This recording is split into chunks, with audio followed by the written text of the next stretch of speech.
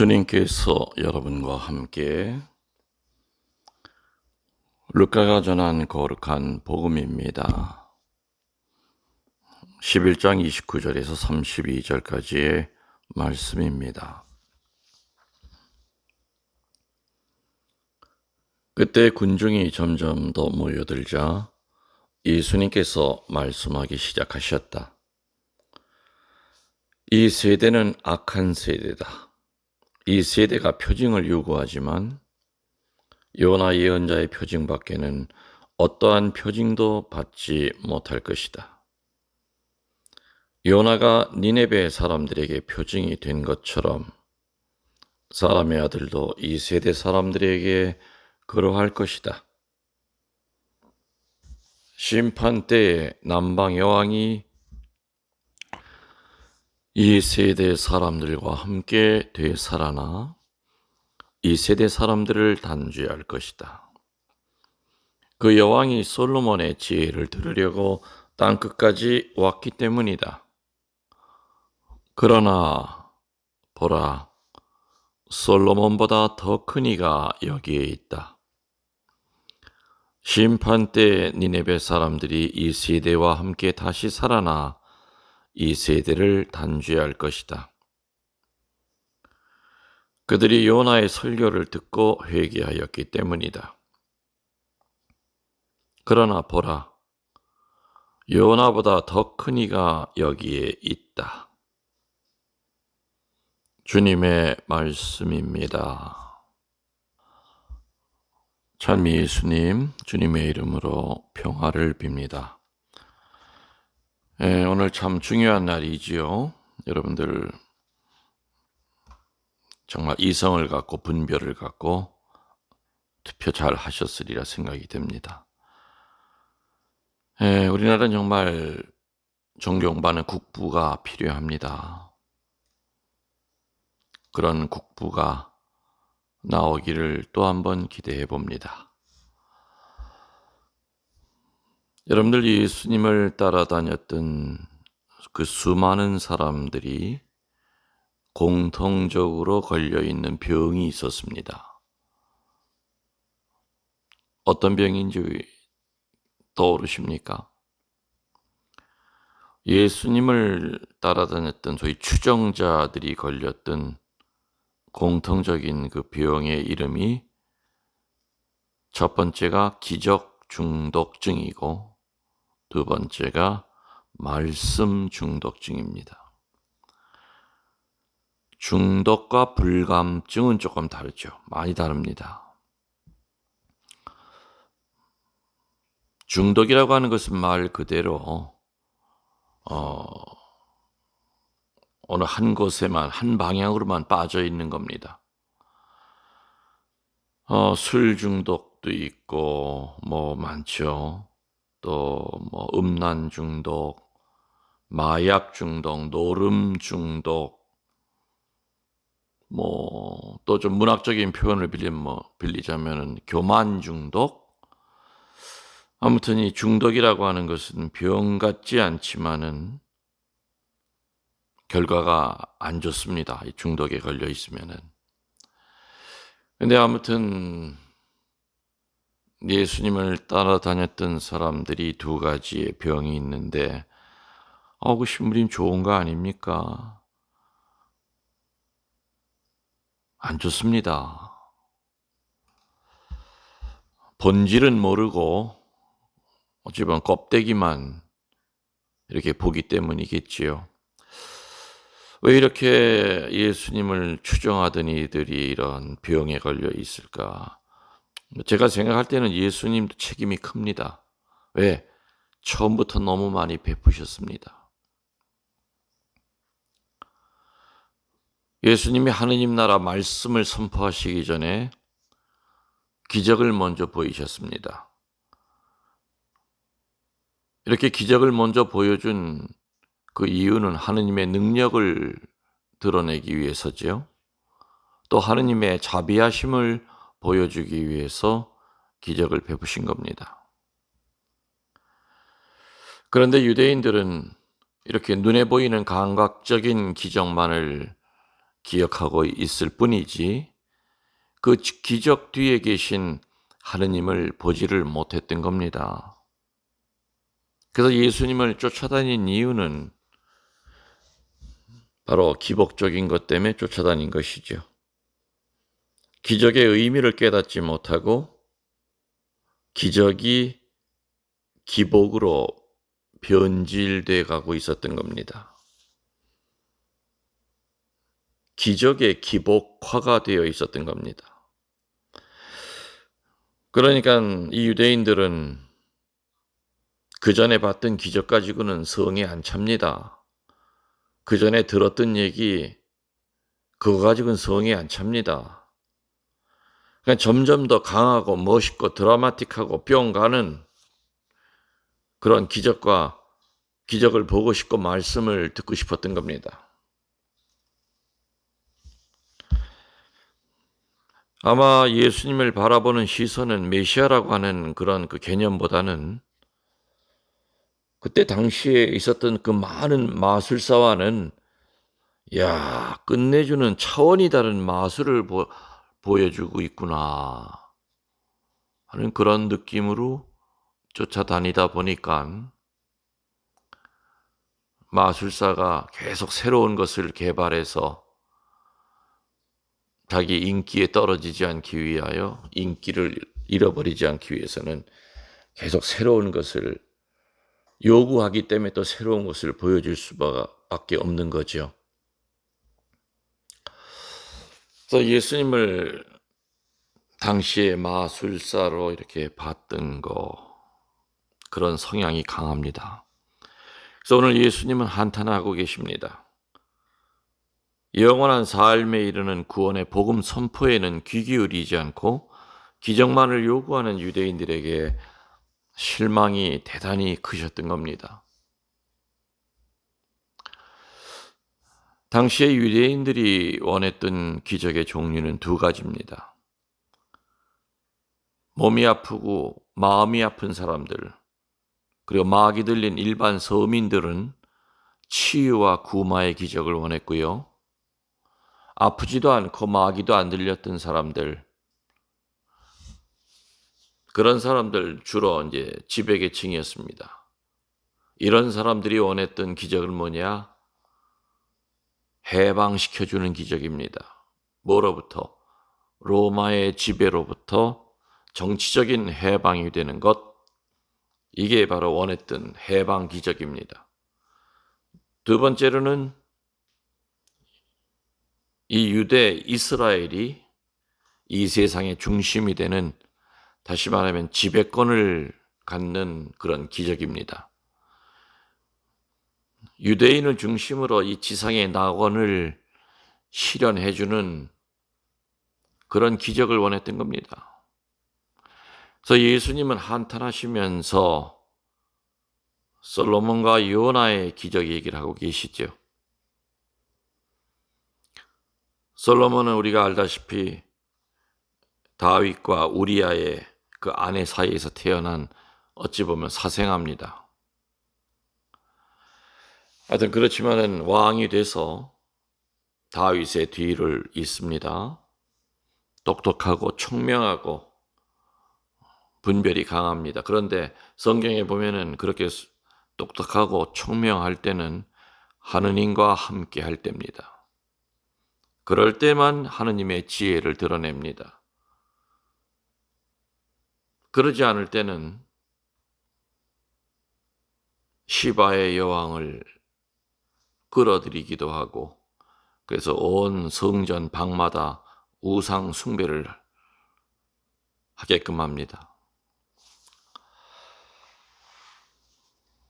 솔로몬과 요나의 기적밖에 보여줄 것이 없다. 요나를 통해서 어떤 기적이 드러났습니까? 고래 뱃속에서 사흘 동안 있다가 나와서 니느웨 사람들에게 회개의 설교를 합니다. 그러자 니느웨 왕으로부터 무백성, 짐승에 이르기까지 회개의 징표로 단식 재개를 행합니다. 내가 보여줄 수 있는 것은 솔로몬의 입을 통해서 나오는 하느님의 지혜와 그리고 고래 뱃속에서 사흘 있다 나왔던 그 요나의 기적밖에 보여줄 게 없다. 그런데 이제는 솔로몬과 요나가 아니라 내가 직접 이 세상에 와서 말씀과 은혜를 베풀고 있는데도 불구하고 어찌 그렇게 그런 것은 외면하면서 어찌 그렇게 기적만 찾고 있느냐? 왜 이렇게 이 세대가 악하냐? 3년 동안을 그토록 가르쳤는데도 아직도 못 알아듣겠느냐 이 얘기입니다. 당시에 유대인들이 이러한 질책을 받았다면 오늘 우리들의 처지는 유대인들보다 훨씬 낫다고 생각하십니까? 어떻다고 생각하십니까? 당시 유대인들보다는 비교가 안 될 정도로 영적인 혜택 가운데 살아갑니다. 첫 번째 혜택은 복음 말씀의 혜택이 있습니다. 구약의 인간들은 또 구약의 말씀은 신약 안에서 비로소 완성이 됩니다. 그래서 구약은 신약을 품고 있는 겁니다. 우리는 2000년 동안 유대인들이 범했던 그 말씀 중독자가 안 되는 여러 가지 제동 장치를 갖고 살았습니다. 그리고 분별시켜주는 그런 말씀을 우린 듣고 삽니다.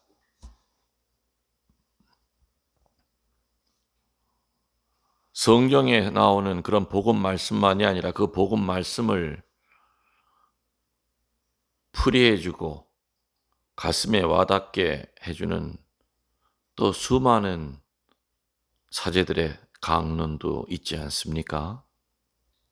그래서 우리들에게는 복음 말씀이 유대인들에게는 없는 큰 축복의 말씀이 있는 겁니다. 두 번째는 교회라고 하는 울타리가 있습니다.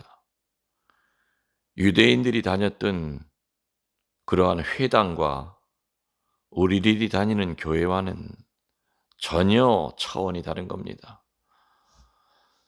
이 교회라고 하는 울타리가 어떤 때는 거치장스럽고 부담스럽고 울타리를 뛰쳐나가고 싶기도 하겠지만 여러분들 체험하지 않았습니까? 울타리 밖에서 살면 고아합니다. 온갖 유혹으로부터 온갖 마귀로부터 괴롭힘을 당하는 거 여러분들 체험하셨지요? 우리들은 미우나 고우나 교회 안에서 살아야 됩니다. 그 안에서 성사 생활을 하면서 구원의 길로 나아가야 됩니다. 세 번째로 구약 사람들은 전혀 누리지 못했던 것 세 번째는 2000년 동안 그리고 앞으로 영원히 우리들은 카리스마의 혜택을 받을 겁니다. 치유와 구마의 은사를 받게 됩니다. 지금 이 강론을 들으면서도 치유의 은사는 여러분에게 내려갑니다. 이 강론을 들으면서도 구마의 은사는 지금 내려갑니다. 성령이 함께 하시기 때문에 여러분의 관절과 골수를 쪼개서 여러분 속에 품은 어둠을 드러내고 그 어둠을 지배하는 마귀를 떼어내는 그런 은혜 가운데 이 말씀을 듣고 있는 겁니다. 이렇게 당시 유대인들은 누려보지 못한 혜택을 갖고 있음에도 불구하고 세 가지가 뭐라고 그랬습니까? 복음 말씀이 있다고 그랬고 두 번째는 교회라고 하는 울타리 안에서 산다고 그랬고요. 그 안에서 성사생활할 수 있다고 그랬고요. 세 번째는 카리스마의 혜택을 받고 있다고 그랬습니다. 그럼에도 불구하고 여러분들이 예수님을 따라다녔던 그 대부분의 기적 중독증 환자들처럼 말씀 중독증 환자들처럼 오로지 감각적인 기적만을 요구하면서 사시는 건 아닙니까? 이 말 들으면 뜨끔한 생각이 안 드십니까?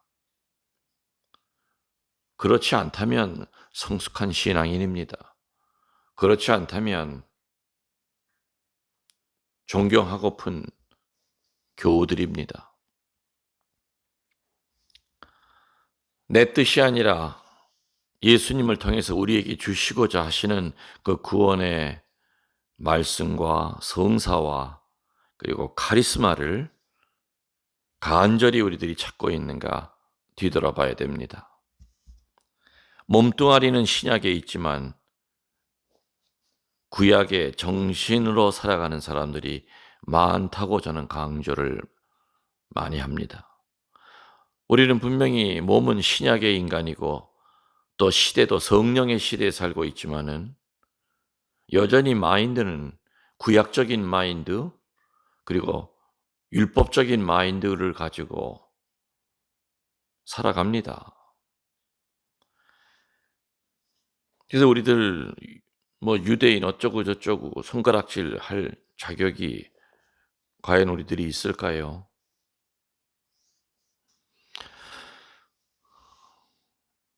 비록 시대는 신약의 시대에 산다 하더라도 좀 전에 얘기 드린 이 세 가지의 그 보물을 느끼지 못하고 체험하지 못하고 산다면 복음 말씀과 교회의 울타리 안에서 성사 생활의 그 혜택 그리고 카리스마의 혜택을 우리들이 전혀 의식을 못하고 산다면 유대인들이 들었던 이 소리 우리 분명히 듣습니다. 너는 어찌 이렇게 악하냐? 어찌 그렇게 표징만 요구하느냐? 표징 뒤에 있는 그 하느님을 좀 봐라. 썩어 없어질 육신의 치유를 원한다면 영의 치유부터 청하거라. 사제생활 하면서 교우들에게 사제를 통하여 전달이 되는 그 카리스마를 교우들에게 전달하면서 항상 느끼는 게 그겁니다.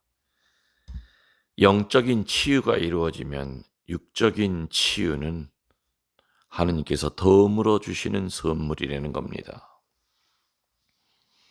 그래서 먼저 영의 치유를 청하셔야 됩니다. 영의 회개를 청하셔야 됩니다. 하느님 앞에 회개하고 죄인임을 고백하고 자비를 청하면은 그리하여 마음의 평화와 기쁨이 샘솟으면 몸속에 있는 암덩어리 그거 하느님이 없애주시는 거 일도 아닙니다.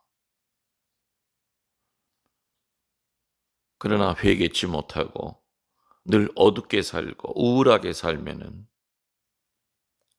건강했던 몸도 같이 병듭니다. 그래서 하느님의 뜻 해가는 것 첫 번째가 항상 기뻐하라고 하지 않습니까? 여러분들 행복하게 사셔야 될 권리가 있습니다. 또 그건 의무입니다. 말씀 안에서, 교회 안에서, 카리스마 안에서 우리들이 살려고 애를 쓴다면 우리들은 굳이 따로 청하지 않아도 영이 치유가 될 것이요. 동시에 육신의 치유 그리고 내 안에 있던 그 어둠을 지배하던 마귀도 떨어질 것이라는 거 굳게 믿도록 합시다. 좋으신 주님, 이 나라에 정말로 존경받는 국부가 오늘 나오기를 간절히 청합니다. 아멘. 여러분들 사랑합니다.